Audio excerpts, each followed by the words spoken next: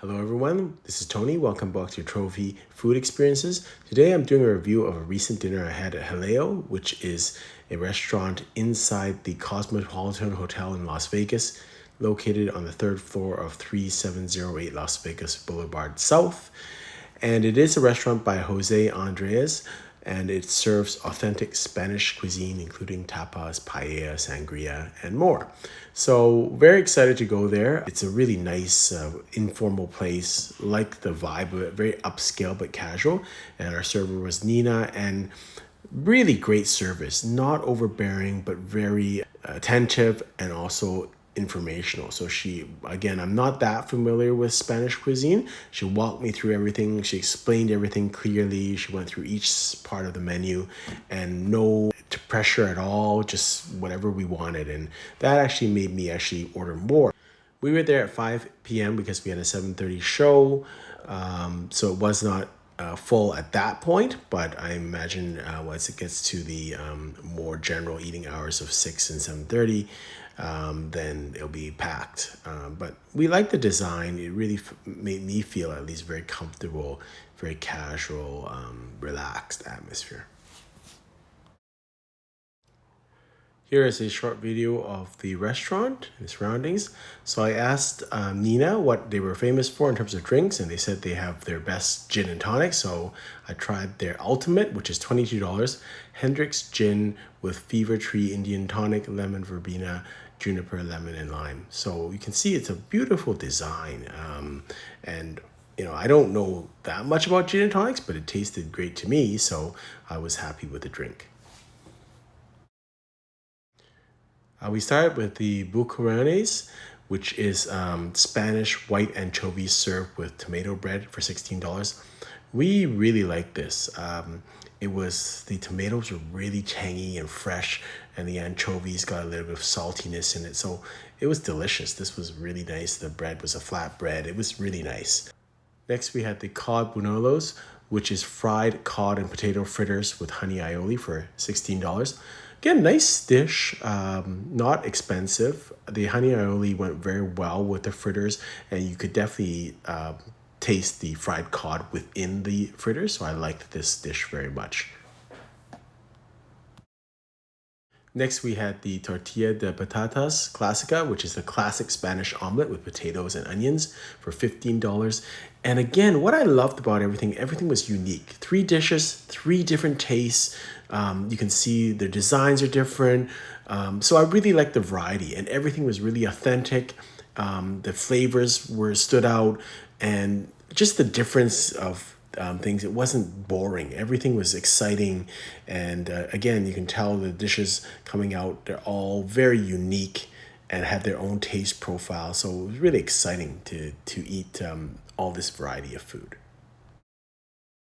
Next was the gambas ajillo, which is a classic Spanish tapa of shrimp sauteed with garlic and foueta bread for $22. Another delicious dish, another different taste profile. Beautiful, nice and oily with the the olive oil on there, and the garlic. Oh, it's like delicious with the bread. It's just a very nicely done dish. Just very to the senses. It kind of excites your palate. It's a wonderful dish, and by now we were really into this restaurant. 4 dishes, 4 spectacular tastes, so I really enjoyed the whole experience. Next, we had the arroz de pollo y citas, which is the paella style rice with chicken and seasonal mushrooms for $65. You need about 30 minutes of cooking time, so we ordered this right away when we sat down because we wanted a paella. Delicious dish. Look at the size of this, quite nice for the price. And nice and simple. The saffron rice was really great. They had some kind of white sauce on the side. Very tasty, not overly spicy, but had a little bit of spice. The components of it melded together very nicely. By now, I had finished my first drink, and I asked Nina for another suggestion, and she suggested the Citrico gin and tonic, again $22, with Oxlean gin, Fever Tree Mediterranean Tonic, Grapefruit and Lemon and Mint. And this one was nice because it was a little bit drier in style, so I think it went a little bit better with the paella. The ultimate was, in my mind, sweeter and tasted a little bit better just as an appetizer, pre-dinner drink into some of the light tapas. So really like that progression of the gin and tonics that Nina had chosen for me. We were so happy with the food in general that we went on to desserts, and everything was quite well done in terms of the organization of food. So we had plenty of time before our show. So the first one we had was the classic Spanish custard with espuma of Catalan cream for $14. It's called the Marissa con espuma de crema Cataluna.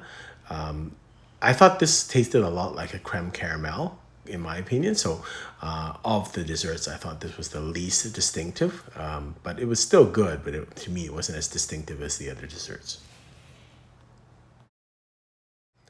Next one was the churros con chocolate, and this is for $15. This soft and crunchy churros to be dunked in rich dark chocolate. Love this. First of all, the churros tasted like sometimes you see these butterfly cookies or pastries. This kind of the texture of the churro, in my opinion. And I'm so happy they had rich dark chocolate. I don't know why a lot of Spanish restaurants don't do this anymore. They actually give you caramel or something else. They don't give you dark chocolate. Maybe it's pricing or whatever, but this is the proper way for me in terms of the way that I like to enjoy churros, with dark chocolate. And that's what it was. It was really nice and dark and heavy chocolate. So love this dessert. And then we had the Tarta Galetta Maria, which is a hazelnut butter praline cookie ice cream and cocoa nib milk chocolate cream for $14. Again, I thought this was a pretty distinctive dessert. I haven't seen this anywhere else. Again, I'm not a big hazelnut praline person, but I thought this was really well done. The flavors melded together well. So what I really liked about this restaurant is that great service, by the way, from Nina. Again, knowledgeable, not over the top, but very attentive. And the shows you don't have to be overly aggressive to give spectacular service. She was not aggressive by any means, but very, very attentive service. Great drinks. The food quality was excellent, and the variety of food and the flavors were excellent, and they were on point. They were all very distinctive. Everything looked different. Looking at all the designs were all beautiful, but every dish looked different. So in my mind, if Michelin were rating in Vegas, this would probably be a 1-star Michelin restaurant. And of the restaurants I visited in Vegas on my trip, this time this was the best, and all of them were actually really good. So this was a very high quality restaurant. I would strongly recommend going to this restaurant. Hope you've enjoyed this review. Until next time, happy eating.